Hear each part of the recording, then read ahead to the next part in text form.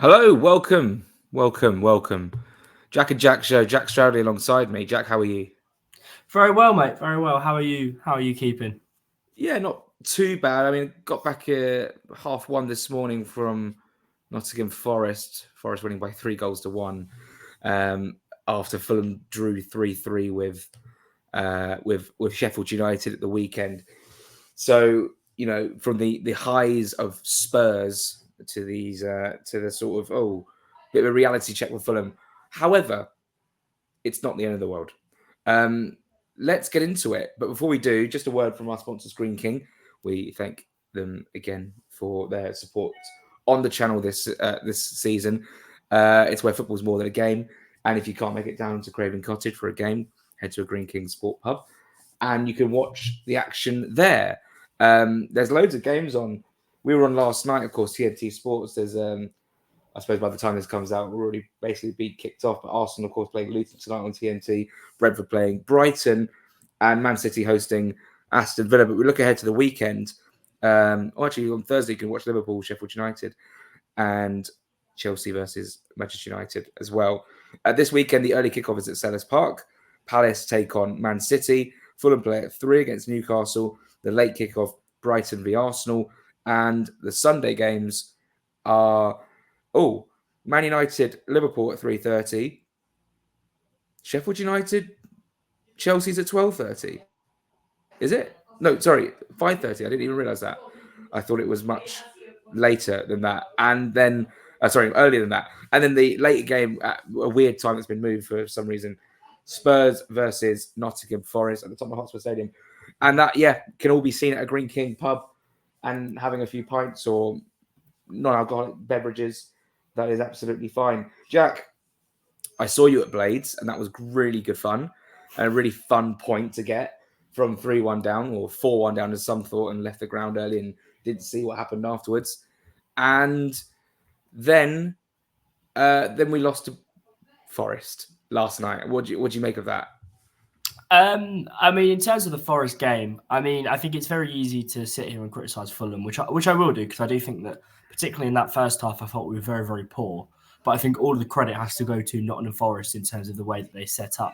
Nuno defensively, he's a really defensively sound coach, and he knows, how to, set a team out low block, especially at home in these kind of games where they need to get results. And they've got some players of really good quality, even though it hasn't always ticked this season. I think Morgan Gibbs White is a player that I would love at Fulham. Obviously, one year's out injured. Chris Wood has come in and looks fantastic. Alanga has got off the ball a little bit, but he's usually quite a good player. Hudson-Odoi, who Fulham almost signed. Obviously, he scored last night. But in terms of the first half, we'll start with the first half. It was just a mess more than... And that's the only way that I can describe it. That first half was a complete mess. Fulham just weren't at it at all. Lots of the ball, I thought, but didn't really do too much with it. And then every time Nottingham Forest went forward, you thought they were going to score.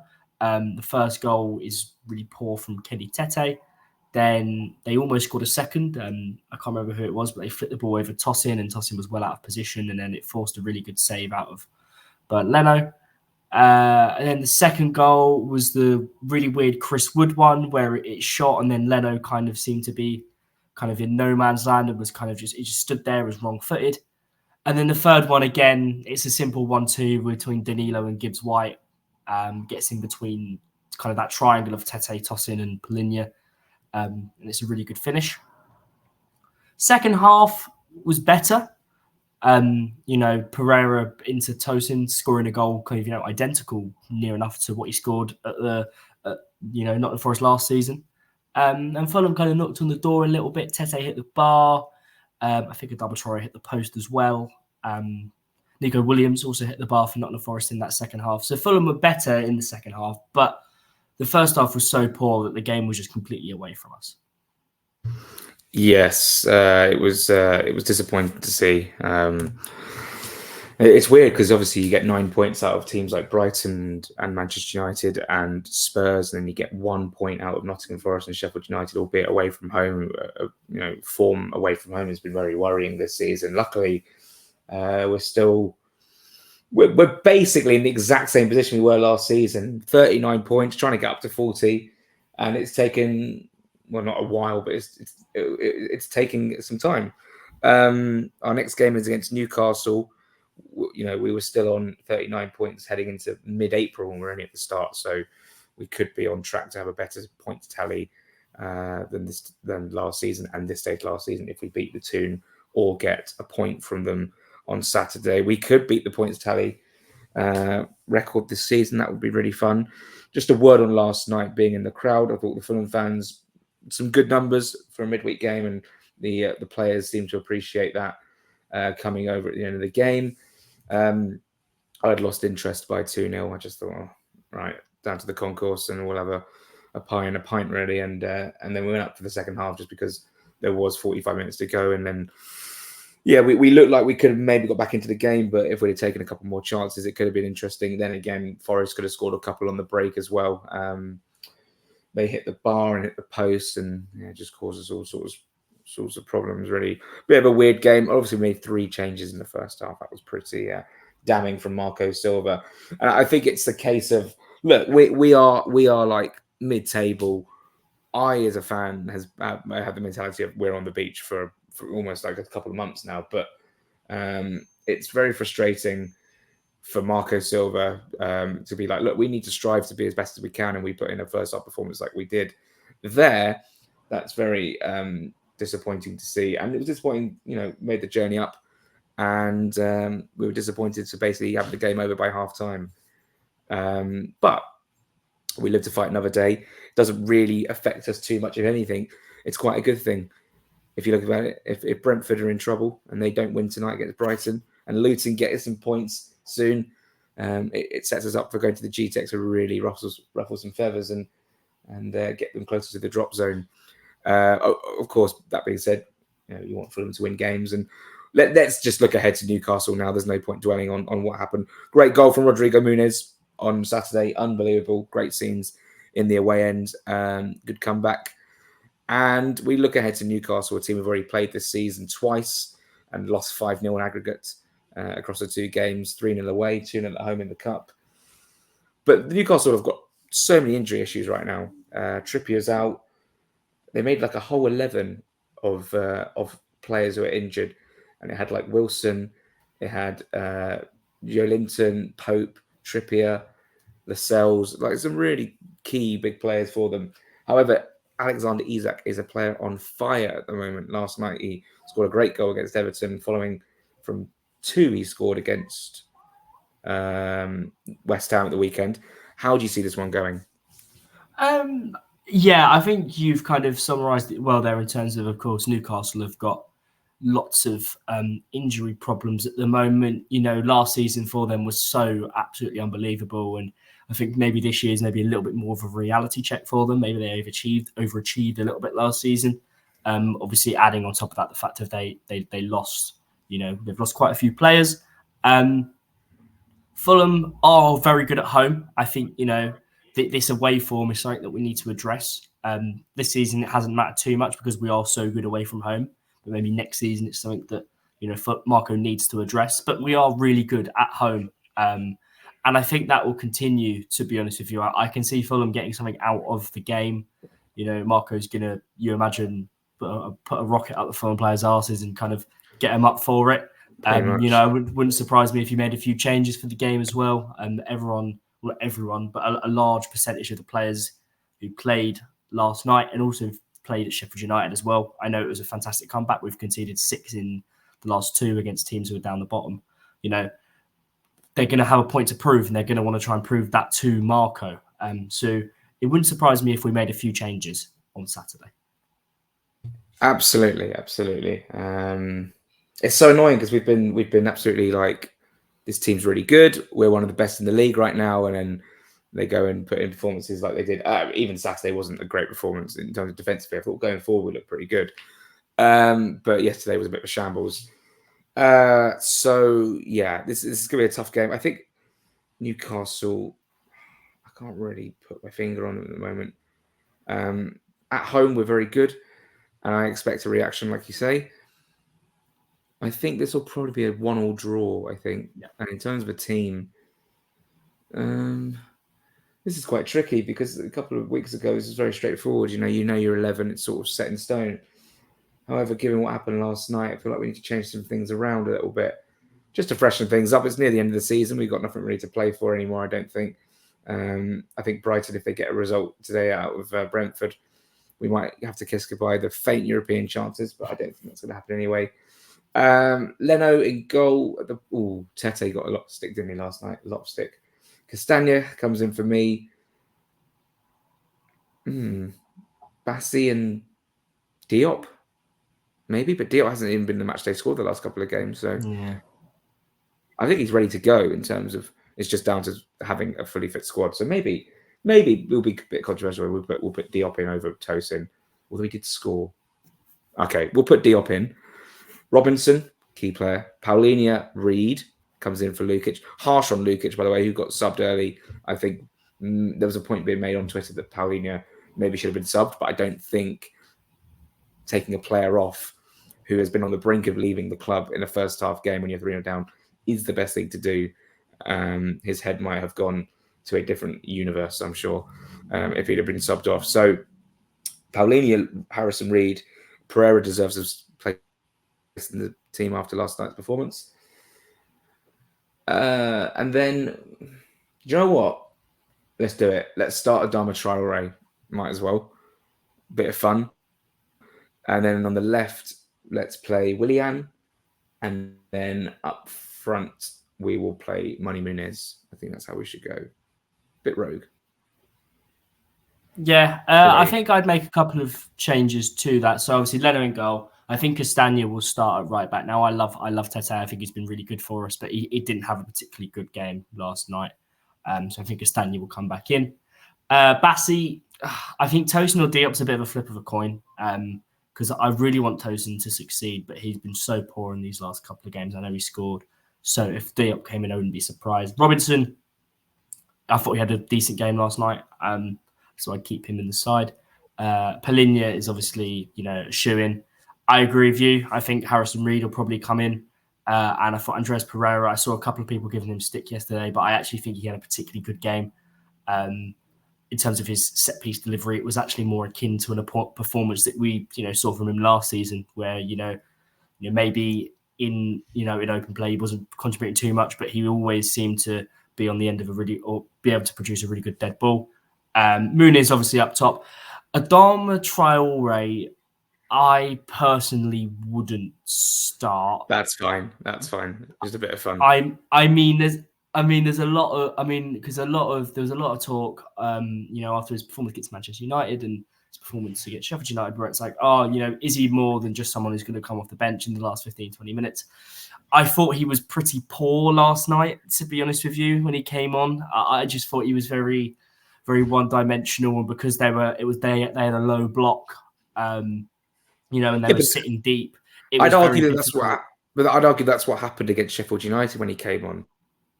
They sat deep, and it was very one-dimensional. He basically was running down one side and putting a cross in, of which he set one up for Muniz. He also had a go at goal, which went wide. Same happened last night. He hit the post. I feel like when teams sit back, Traore can't really produce that much. Whereas if the team is a slightly higher up, he can run in behind, and that's where we see the real quality coming from him. But in terms of being restricted to that space, he did okay within that space. Yeah, I think the other point of that is obviously you said about Sheffield United, he done well against Sheffield United in that, but that is purely because Sheffield United are just terrible as well. I think that's maybe got something to do with it as well. And obviously Nottingham Forest were really good last night. So I'd probably, I don't think Harry Wilson was very, very good either. No. So I don't really know. What about Bobby D Cordova Reed? Yeah, maybe Bobby Reed. Go Bobby Reed on the right. And then on the left, either Iwobi or Willian. I'll go Iwobi. Oh, yeah, Iwobi. But either of them. And then obviously Muniz up top as well. Oh, it's tricky, isn't it? It's tricky to sort of get yourself up for this one.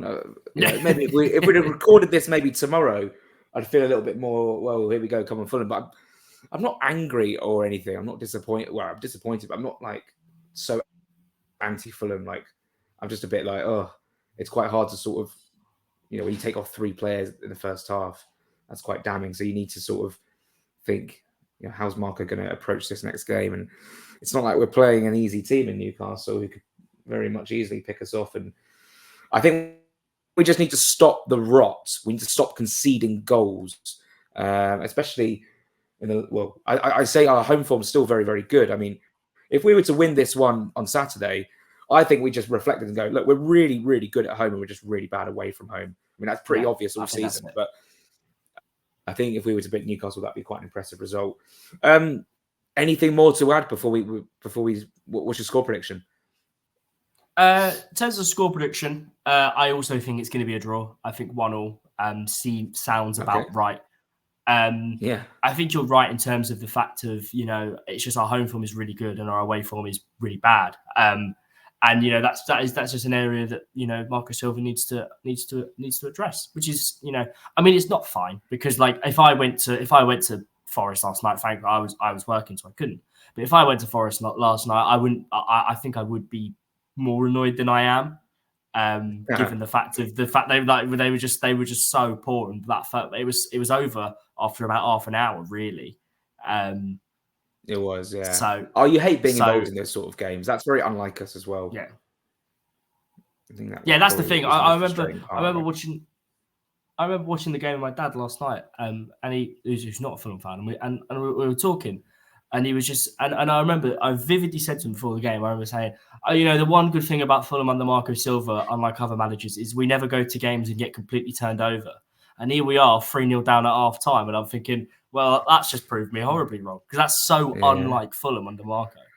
It was very, and even the second goal was just so innocuous. Like, I didn't even expect it to happen, obviously, and it was just one of those really weird goals. But fair play for Chris Wood for picking out the corner and having the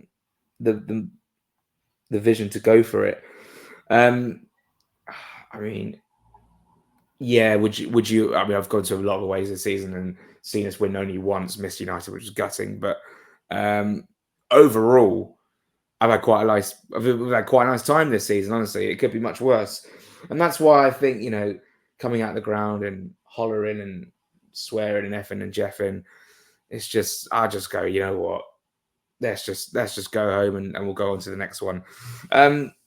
But it would be good to finish the season strong. We've got 3 away games left, all very local in West Ham and Brentford and Luton. That ends the season. And then we've got home games against Newcastle, Palace, City and Liverpool. Not in that order, but it's an interesting finish. I'm glad because I looked at that run-in at the beginning of the season and thought, God, if we're down there, we're going to be in a whole load of Michael Tremblay. But I think we're doing all right and we'll be fine. Let's enjoy the other sort of football that's going on at each end of the table and sort of relaxing in mid-table. Jack, thanks so much for being here. Cheers. Thank you for having me.